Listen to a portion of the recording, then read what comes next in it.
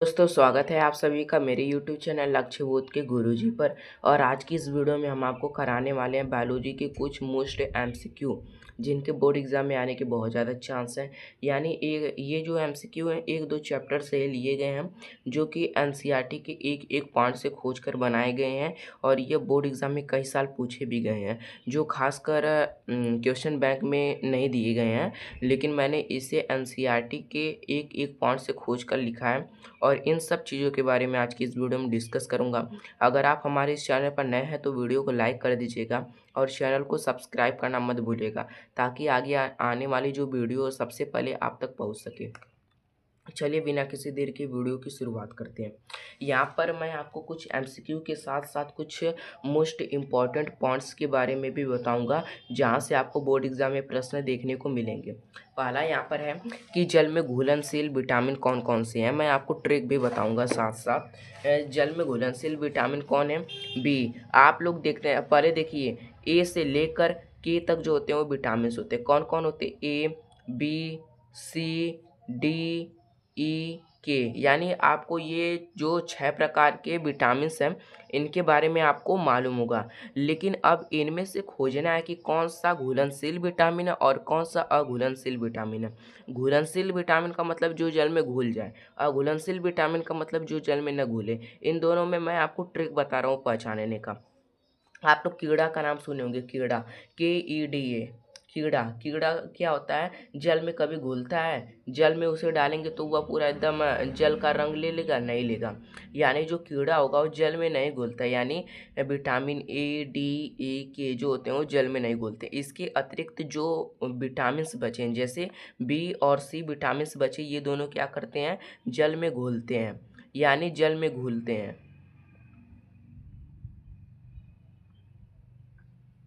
और KEDA यानी कीड़ा जो होता है वो जल में नहीं घुलता है, इसलिए vitamin A, E, D, K जो होंगे वो जल में नहीं घुलेंगे। इसके अतिरिक्त जो शेष विटामिन बचे हैं वो जल में क्या होंगे? घुल जाएंगे। ये मैंने आपको ट्रिक बता दिया और मोस्ट इम्पॉर्टेंट प्रश्न है, यहाँ से आने के चांस रहते हैं। अब अगला टॉपिक है यहाँ पर कि ग्लाइकोलाइसिस। ग्लाइकोलाइसिस ग्लूकोज पायरुवेट, यानी ग्लूकोज जो होता है वह ग्लाइकोलाइसिस एक ऐसी प्रक्रिया है। यहाँ पर देखिए, ग्लाइकोलाइसिस एक प्रक्रिया है। ग्लाइकोलाइसिस एक प्रक्रिया है जिसके अंतर्गत क्या होता है, जो ग्लूकोज होता है वह पायरुवेट के रूप में क्या होता है? परिवर्तित होता है। यानी ग्लाइकोलाइसिस एक प्रक्रिया है जिसके अंतर्गत जो ग्लूकोज होता है वह पायरुवेट के रूप में परिवर्तित होता है। अब एक और प्रक्रिया होती है ग्लाइकोजेनेसिस, जिसके अंदर क्या होता है कि जो ग्लूकोज होता है वह ग्लूकोजन के रूप में बदल जाता है। यानी मैंने आपको 2 पॉइंट्स के बारे में बताया। कौन कौन से पॉइंट्स के बारे में बताया? ग्लाइकोलाइसिस और ग्लाइकोजेनेसिस। ग्लाइकोलाइसिस के अंतर्गत क्या होगा कि जो ग्लूकोज होगा वो पायरुवेट के रूप में बदल जाएगा। लेकिन ग्लाइकोजेनेसिस के अंतर्गत क्या होगा, जो ग्लूकोज होगा वो ग्लूकोजन के रूप में बदल जाएगा। अब यहाँ पर एक और पॉइंट्स के बारे में समझ लीजिए। इंसुलिन जो है वह अमाशय अग्नाशय से क्या होता है? स्रावित। इंसुलिन एक हार्मोन्स का नाम है जो कि शुगर को कंट्रोल करने में काम करता है। यहाँ पर क्या होता है, यह अग्नाशय से स्रावित होता है, यानी यह अग्नाशय में ही पाया जाता है। अमाशय नहीं, अग्नाशय, अग्नाशय याद रखिएगा।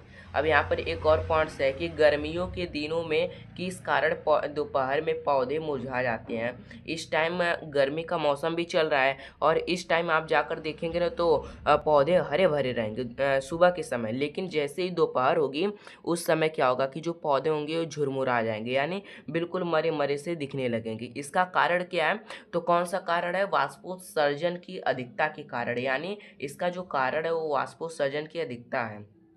अब अगली पॉइंट्स है, हीमोग्लोबिन महत्वपूर्ण भूमिका निभाता है। यानी हीमोग्लोबिन किस में महत्वपूर्ण भूमिका निभाता है? तो किस में महत्वपूर्ण भूमिका निभाता है? श्वसन में भूमिका निभाता है। किस प्रकार से निभाता है? क्योंकि जो हम ऑक्सीजन लेते हैं वह रक्त में उपस्थित हीमोग्लोबिन की सहायता से फेफड़े तक पहुंचाया जाता है। इसी तरह से वह श्वसन में क्या करता है? महत्वपूर्ण भूमिका निभाता है। अब अगली पॉइंट्स है कि ग्रास नाल द्वार पर लटकी पत्ती के समान, ग्रास नाल पर लटकी पट्टी के समान, पत्ती के समान कार्टिलेजी उपास्थि में रचना कहलाती है। यानी आप लोग देखते होंगे कि ग्रासनाल के द्वार पर एक पत्ती की नुमा संरचना लटकी रहती है, जिसे गवार भाषा में क्या कहा जाता है, लार कहा जाता है। नहीं, लार नहीं कहा जाता है, घाटी कहा जाता है, घाटी लोग कहते हैं। इसका नाम क्या है, घाटीपन, घाटी ढापन, यानी घाटी ढापन या फिर एपिग्लॉटिस कहा जाता है। यानी एपिग्लॉटिस इसका अंग्रेजी नाम है, वहीं पर हिंदी नाम क्या है इसका,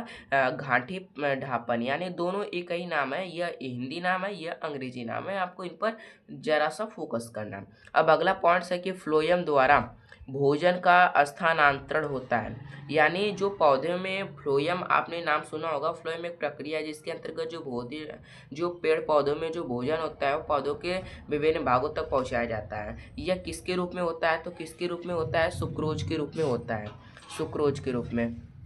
अब अगली पॉइंट्स यहाँ पर क्या कर रही है कि दो तंत्रिका कोशिकाओं के मध्य खाली स्थान को क्या कहा जाता है, क्या कहा जाता है, दो तंत्रिका कोशिकाओं के मध्य खाली स्थान को सिनेप्स कहा जाता है। ये मोस्ट इंपॉर्टेंट टॉपिक है, ये आपको केवल बोर्ड एग्जाम में नहीं बल्कि कॉम्पिटिटिव एग्जाम में भी देखने को मिलेंगे, इसलिए आपको इस पर क्या करना है, ज़्यादा फोकस करना है। ये आपको कॉम्पिटिटिव एग्जाम में भी देखने को मिल सकते हैं, इसलिए आपको इसे अलग से नोट कर लेना और कभी भूलना नहीं है। और दो सिनेप्स को हिंदी में अंतर्ग्रथन कहा जाता है। ये चीज़ें भी आपको फोकस करनी पड़ेगी, क्योंकि कभी कभी अंग्रेजी में नाम न देकर हिंदी में नाम दे देता है, कभी हिंदी में नाम न देकर अंग्रेजी में नाम दे देता है, इसलिए आपको बायोलॉजी में दोनों शब्दों को समझना बहुत जरूरी है।